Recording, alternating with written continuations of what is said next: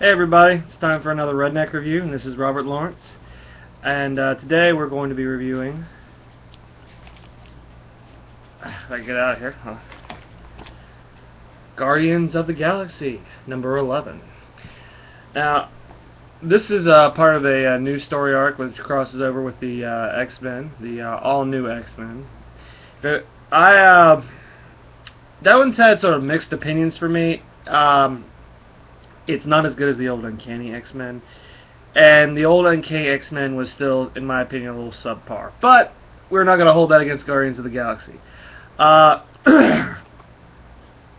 This one, as you all know, it's a $3.99 book. Most of Marvel stuff is.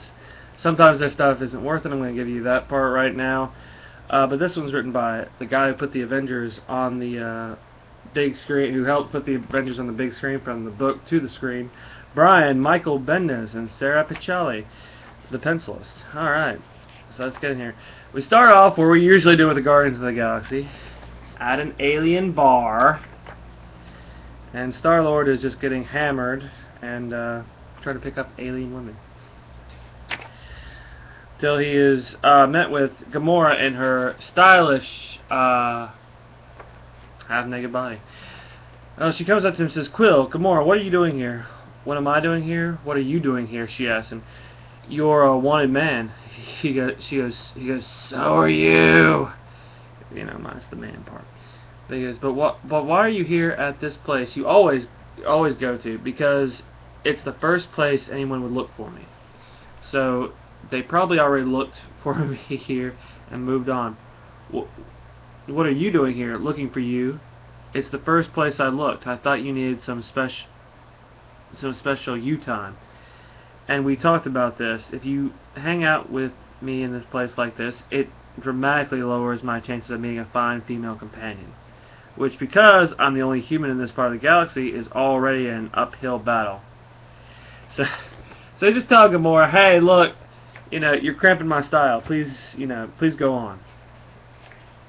And she tells him, did you forget your father has the entire Spartax army looking for you?" He did have the entire Spartax army looking at me, Star-Lord says. "Looking for me," he says.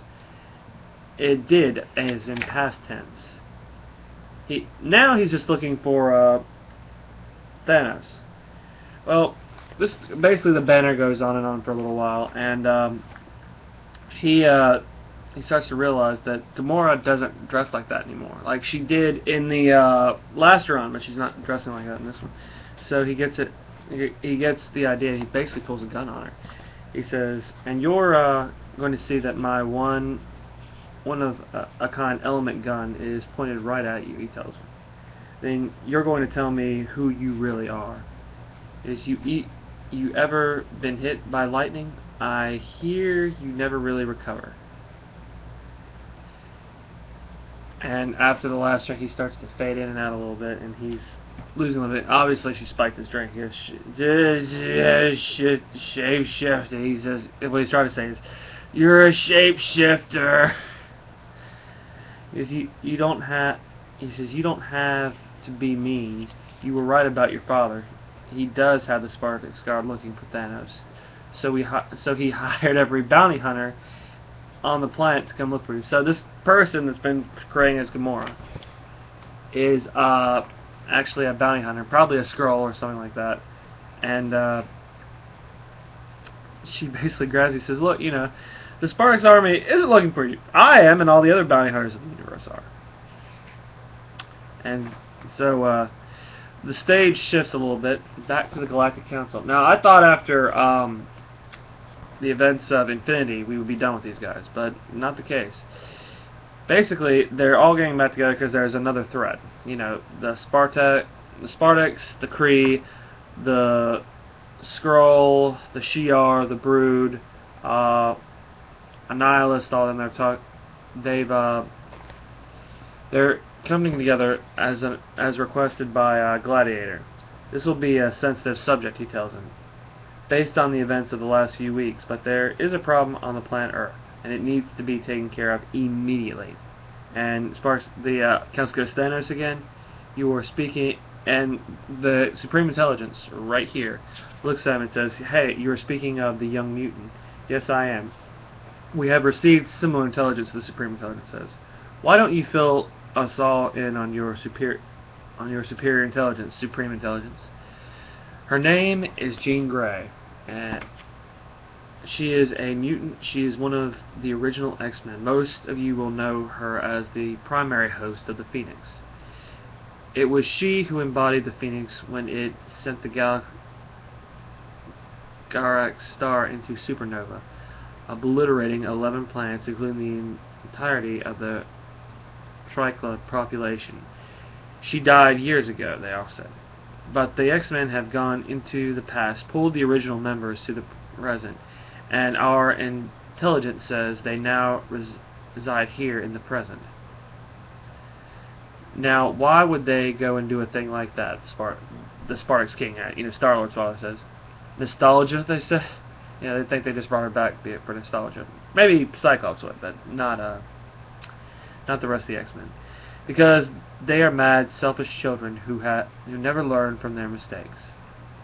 Is that the cause of the space-time continuum tremor? Now, remember, if you go back through the Guardians of the Galaxy stuff, there was a huge tremor, and space-wise, it could have been caused by the New Avengers in that storyline.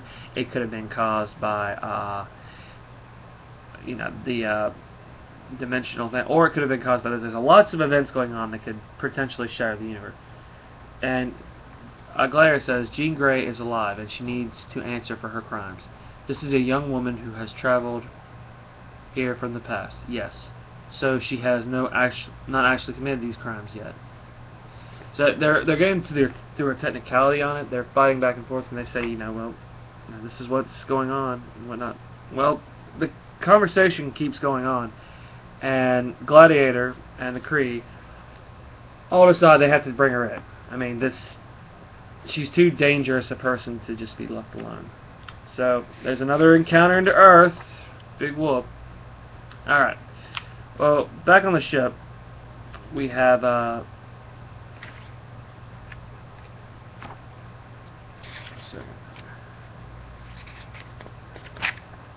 back on the ship named Ship, the Guardians get a call from an old familiar face. He goes, "I hope you guys are getting this. This is Tony Stark broadcasting to you live from Earth.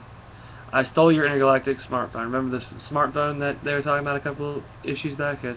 This the smart transmitter thing. The last time I was on board, that's how I'm broadcasting to you. They're like, "Yeah, we know. We figured you stole some of our stuff. I want to thank you for your incredible hospitality." Basically, Tony Stark is telling them, "Thank you for taking me in while I was in space. It was awesome to be a part of the Guardians of the Galaxy and be on yet another team." They just really liked that part, I guess. All right. If you're interested in any more Earth stowaways, I have a couple of candidates for you that think I would. I wanted to rethink this. Okay. Deep breath. This is Tony Stark. He's like, "Hey Stark, we're watching you right now, right?" Rocket's just chowing down on some sandwich, it looks like, and he's like, "What?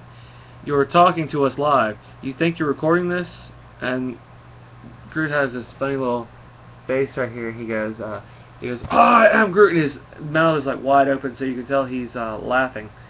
And Drax just down here, they're eating some great bird. "Any chance you could give me back the tech you stole from me?" "Yeah." "Any chance FedEx delivers to you wherever you are?"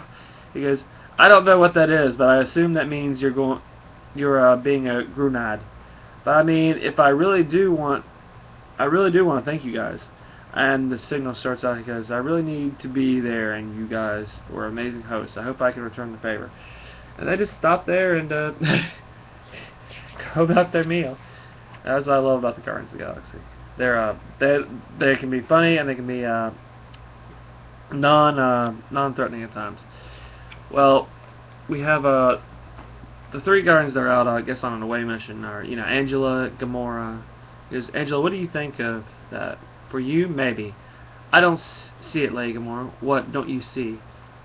It's not you. You don't know me that well. Hold on. And she's at this weapon on this big big, awesome sword she's buying. She's like, and the girl's just like, no, that's not you. That does not, that bloodthirsty weapon does not go with your outfit. And you know, they look into the crowd and they see Gamora when she's over here and she's over there and she's taking Star-Lord down there to try to get the bounty. She's trying to hold him up. Well, of course they realize, well, hey, you know, Gamora's over here, so why is she coming there? So they go in there, they try and subdue the kidnapper. And she's got her spear, Angela's got her sword. You go, what do you think you're doing? And, you know, in a panic, the imposter pulls out a gun. Not an awesome thing to do to a former angel and the most deadliest woman in the galaxy. So a brief little battle ensues, and it ends up with the imposter getting her head cut off by Angela. And worst comes to worst, it was a Skrull! And Star-Lord wakes up and he goes, what do we do? And they're just trying to figure out why now they have this new threat that you know, the Spartacus army is alerted them. They're saying bounty hunters after them, so they've got to watch their backsides even more now. Well, at the same time, Rocket Raccoon gets a message that the Kree Empire, the Shi'ar, and a number of other of the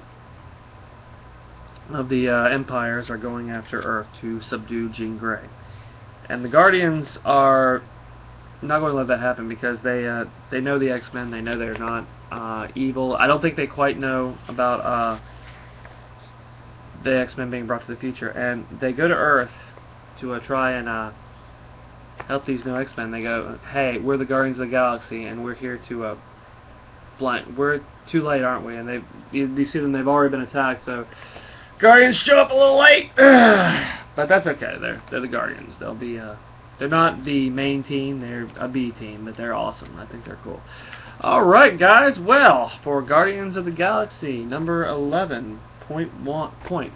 I have to give this comic a 5 on the story, a 5 on the art. It's still, you know me, I try not to judge the parts too heavily until I have the entire arc done, but not bad. It's not exactly a standalone issue. You do have to know what's going on in the other stuff.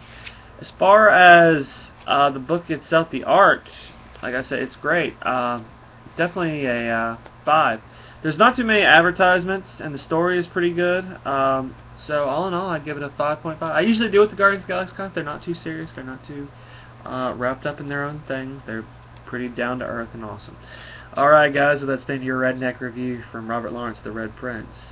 And I'm sorry I haven't been able to get a lot of these reviews out lately. It's just, like I said in my last video, I've been trying. It's just been a little rough.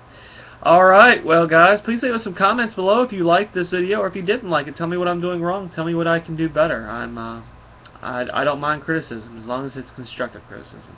Alright guys, thank you so much. God bless you all. Bye-bye.